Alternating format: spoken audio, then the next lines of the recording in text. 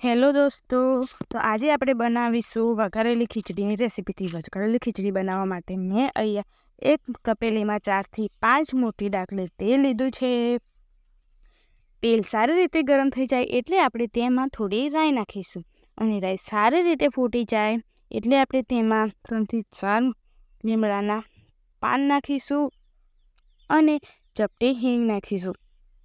ત્યાર પછી આપણે તેમાં 2 કટિંગ કરેલી મીડિયમ સાઇઝની ડુંગળીને આપણે તેમાં એડ કરી દઈશું અને આ બધી જ વસ્તુઓને આપણે તેમાં સારી રીતે મિક્સ કરી લઈશું.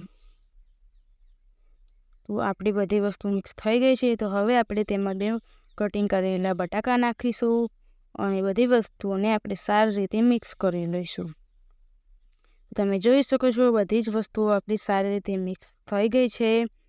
તો હવે આપણે તેમાં થોડા આખા સિંગના દાણા નાખીશું અને આ બધી વસ્તુઓને પણ આપણે સારી રીતે મિક્સ કરી લઈશું. તો હવે આપણે તેમાં મસાલા માટે આપણે અહીંયા તેમાં 2 મોટી ચમચી આપણે તેમાં લાલ મરચું પાવડર, 1 ચમચી હળદર પાવડર અને સ્વાદ અનુસાર મીઠું નાખીશું. અને હવે આપણે તેમાં લસણની પેસ્ટ નાખીશું અને આ બધી જ વસ્તુઓને આપણે સારી રીતે મિક્સ કરી લઈશું. તો તમે જોઈ શકો છો આપણી બધી જ વસ્તુઓ સારી રીતે મિક્સ થઈ ગઈ છે. તો આને હવે આપણે તેમાં 1 મોટું કટિંગ કરેલું ટામેટું નાખીશું અને આ બધી જ વસ્તુઓને પણ આપણે સારી રીતે મિક્સ કરી લઈશું. બધી વસ્તુઓ આપણી સારી રીતે મિક્સ થઈ ગઈ છે. તો આને આપણે 1 થી 2 મિનિટ કૂક થવા દઈશું. 1 થી 2 મિનિટ થઈ ગઈ છે. તો હવે આપણે તેમાં પલાળેલા ચોખા અને દાળ નાખી દઈશું અને આ બધી જ વસ્તુઓને આપણે મસાલા સાથે મિક્સ કરી લઈશું. તો તમે જોઈ શકો છો બધી જ વસ્તુઓ આપણે મસાલા સાથે મિક્સ થઈ ગઈ છે. તો હવે આપણે તેમાં પાણી નાખીશું.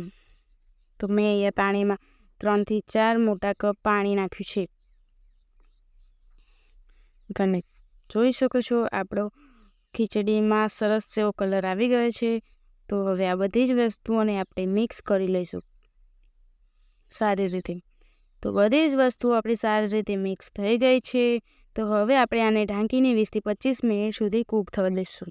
તો 20 થી 25 મિનિટ થઈ ગઈ છે અને આપણી ખીચડીમાં સરસ એવી સોફ્ટ એવી સરસ ખીચડી થઈ ગઈ છે.